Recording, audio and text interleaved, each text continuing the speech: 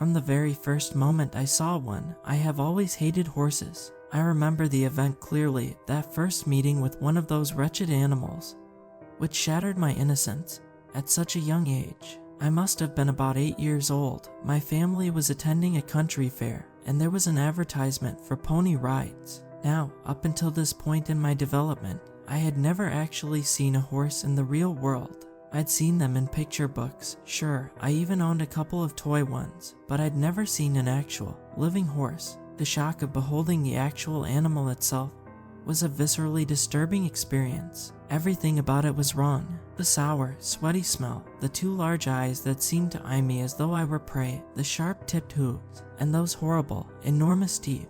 I watched the attendant give the pony a sugar cube from her hand, and winced in terror at the thought of it simply biting down upon her fingers and snapping them like carrots. My parents must have thought that my wide-eyed, silent terror was due to being overwhelmed with excitement, because they wound up pushing me forwards, where the attendant helped me up onto the pony. I wanted to scream as I felt myself forced onto the hideous monster. I wanted to beg to be let off, but I was still utterly paralyzed with fear. The attendant began to lead the pony forwards, oblivious to my horror, but the pony knew how I felt.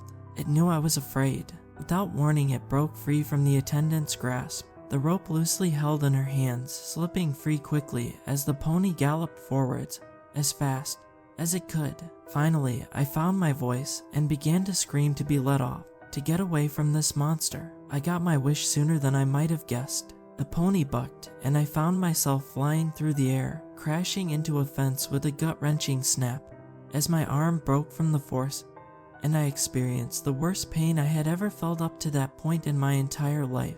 Blinking tears out of my eyes, I watched as the maddened pony began to rush towards me, seemingly preparing to finish the job.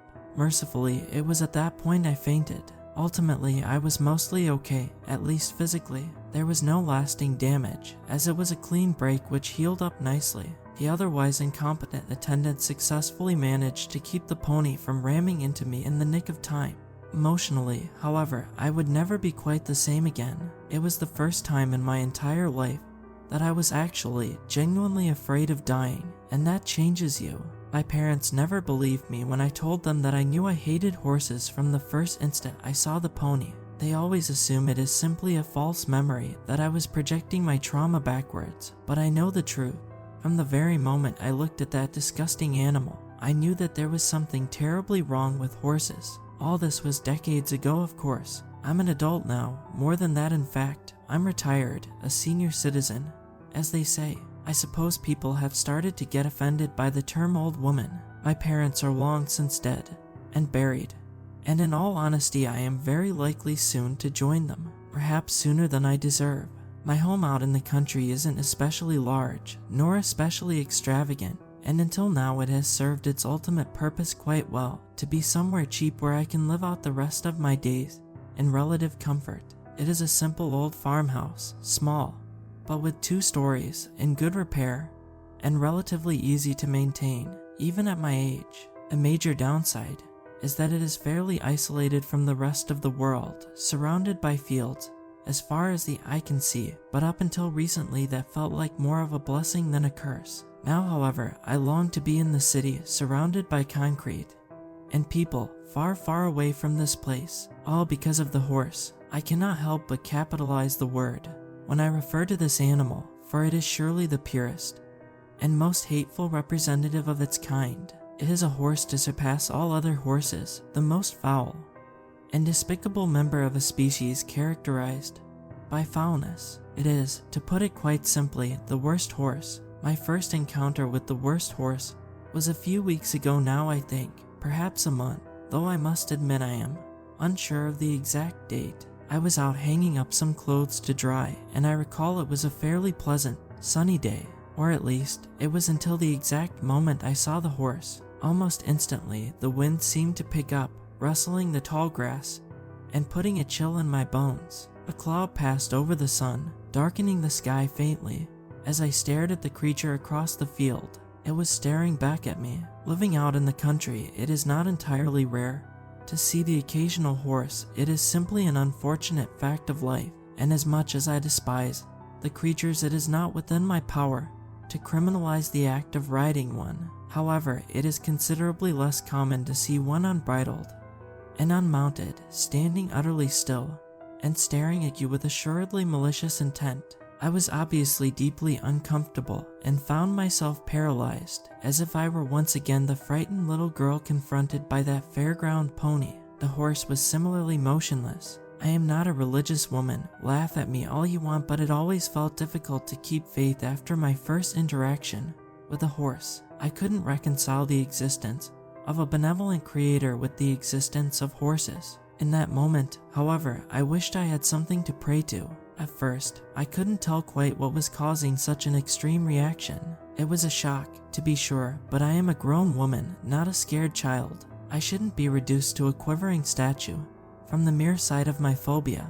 Hundreds of feet away, it took me a few moments to realize that it was the horse's eyes that had disturbed me.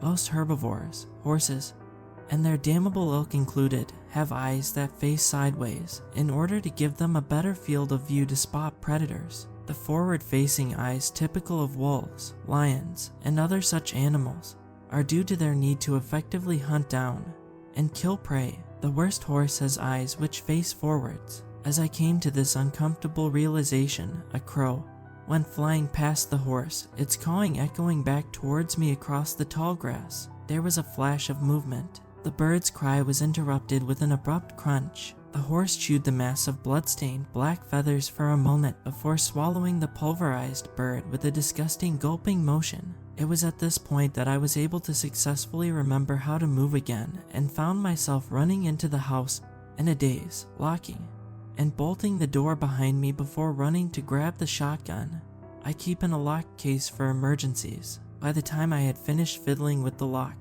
and loading the shells, the horse was long gone. Thought I can hardly imagine where it could have vanished to. There is nowhere to hide in these vast, empty fields, and I should have been able to see it even if it had traveled a mile away. I was hesitant to relay my encounter to any of my acquaintances. I have few living friends, and due to never marrying, have borne no children. But I do keep in contact with my brother on a somewhat regular basis, and generally try to call him whenever anything interesting happens. In this case, however, I worried that he may question my sanity. Tales of disappearing carnivorous horses are hardly a sign of mental stability after all. This is not to mention the fact that he is well aware of my aversion to horses and treats it somewhat disrespectfully as a bit of a joke. Given the probability of being treated like a lunatic or a clown, I decided to keep the entire affair to myself. A few days passed before I saw the worst horse again, although that didn't stop me from feeling paranoid whenever I dared to go outside in the meantime. It was around 11 o'clock at night, and I had woken up in bed with the most unnerving feeling of being watched. My bedroom is on the second story of the house, perhaps not a good idea at my age, but frankly I always liked the slight bit of exercise from going up and down the stairs. This made it particularly disturbing to see the horse's long, terrible face staring at me hungrily through my bedroom window. I found myself once again paralyzed, feeling rather as though I were a rat staring up at a king cobra. I must have sat there for minutes, eyes wide in pure terror of that awful, terrible horse. It was slightly too dark to get a very clear look at it, but I could make out those evil, predatory eyes and the faint gleam of its teeth. I could swear neither of us blinked during the whole time we watched one another. Eventually, the face lowered down beneath the windowsill, slowly, maintaining eye contact until the last possible moment. I heard a faint snort that, for the life of me, sounded like laughter, followed by the clopping of hooves as it rode off into the night. I didn't see the worst horse for a while after that, but I could tell it was still lurking around the property. I would find piles of dung with shattered bits of bone sticking out of them, and would occasionally hear the faint sound of whinnies or the clopping of hooves drift down on the breeze. On one occasion I heard it skulking about the back of the house, snorting with that derisive, almost human laughter. I just kept very still, waiting for it to go away. There was another sound, a sort of gagging, retching noise followed by a wet splat that made me feel sick to my stomach, and then I could hear the horse galloping off. I waited for quite a while before checking the back door to make sure it was gone. When I did, cautiously creaking open the door ever so slowly, I found a pile of hundreds of faintly yellowed horse teeth on the back porch, covered in a thick translucent slime. I put on some disposable rubber gloves and tossed them all into the garbage. I took to leaving the gun case unlocked and would frequently wander around the house with the loaded shotgun in my hands. I didn't leave the house very often anymore. I was always just waiting and listening for that infernal horse to come back.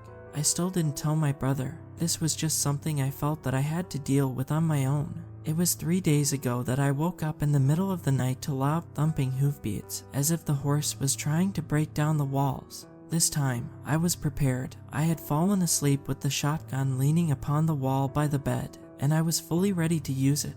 I had taken to sleeping fully clothed, so after putting on my shoes I marched outside, looking for any sign of that awful, terrible, wretched horse. I found it. It stood atop the house, silhouetted against the full moon, staring down at me with those ghastly forward-facing eyes. This was the first time I'd seen the worst horse up close and clearly, and it was so much worse than I could have ever imagined. It opened its jaws in a wide yawn, revealing rows upon rows of blunted, huge teeth, seeming to occupy almost the entirety of its mouth. Its fur was covered in the thick frothy sweat typical of horses, but it seemed slightly yellow in color and gave off a noxious steam in the night air, as if it were some sort of acid. The worst part, however, were the legs. Did you know that horse legs are, anatomically speaking, toes? The reason there is but a single hoof is because that is its toenail. There is a medical condition called polydactyly in which one possesses additional fingers or toes. In horses, this typically results in additional, smaller hooves sticking out at odd angles from the rest of the leg. In the case of the worst horse, however, it just meant that it had multiple stunted, twisted limbs branching out where they ought not to be, some just twitching faintly, others sprawled against the roof of the house like some sort of horrible spider. I wanted to kill it. I wanted to unload 2 barrels of hot lead into the thing's disgusting, horrific form to end this nightmare and allow me to live out the rest of my life in peace. I raised the gun to my shoulder and took aim, lining up both barrels to the horse's general direction as best as I could with my shaking arms. The horse took a step closer, still staring, daring me to act, daring me to pull both triggers. I couldn't do it. I couldn't will my fingers to move. It was as if I was a statue. My mind screamed at me over and over again, overwhelmed with hate and fear, shrieking out, "Kill it, kill it, kill it," but no matter how hard I tried, I couldn't do anything. The horse whinnied with cruel, inhuman laughter before scuttling off the roof and galloping away, the echoes of its foul giggling fading away into the night. I fell to the ground on my hands and knees and began to sob. As soon as it was morning, I went to go call my brother to tell him everything that had happened and to beg him to let me stay with him and get away from this awful place and the worst horse. I didn't care if he laughed at me. I didn't care if he tried to get me institutionalized. I just wanted to be out of this place. I dialed his phone number, but nothing happened. There wasn't so much as a dial tone. I tried again and again and again. The phone line had been disconnected. Something had cut the wire. I was certain that if I ran outside to check, I would find that it had been severed with a set of far too many blunt, equine teeth. I decided to simply drive down to the city, get a hotel, and call my brother from there. I packed a small bag and was about to get into the car when I noticed how low it was sitting upon the driveway. I inspected closer to find that each and every tire was completely flat, as though they had been kicked repeatedly by sharp, stiff hooves. I was stranded, untrapped here. I don't know why I've been writing this all down. In all likelihood, none of this will ever be read. I suppose I just want to get it out of my head, to set everything down on paper to organize my thoughts. The worst horse has been circling the house for a while now, day and night, just running around it in circles and whinnying. At first it was perhaps 100 yards away, but it's been getting progressively closer and closer, spiraling in towards the house. I keep the shotgun with me at all times now, though I'm not sure if I intend to use it to fend off my tormentor, or in case I prefer an easy way out rather than being left to the mercy of its sharpened hooves and rows of blunt teeth. I wrote earlier that I didn't believe in God, but that's not entirely true anymore. I think that the worst horse is God, and I know in my heart of hearts that it hates me just as much as I hate it. The above note was recovered from the home of Gladys Rosewood in the summer of 1990 after a wellness check was called for by her brother, Stephen Rosewood. Police found that her home appeared to have been broken in, with the door smashed in and significant signs of struggle within the house itself. A double-barreled hunting shotgun was found on the premises, one shell fired, and pellets of buckshot were found embedded in a wall nearby. There was no sign of Ms. Rosewood anywhere on the property, and it is unclear where she could have gone. Most curiously, dozens of muddy hoofprints were found through the premises, including on the walls and ceiling. Further investigation has failed to locate Ms. Rosewood, and due to the absence of any additional evidence, the case is considered cold, and she has been declared dead in absentia.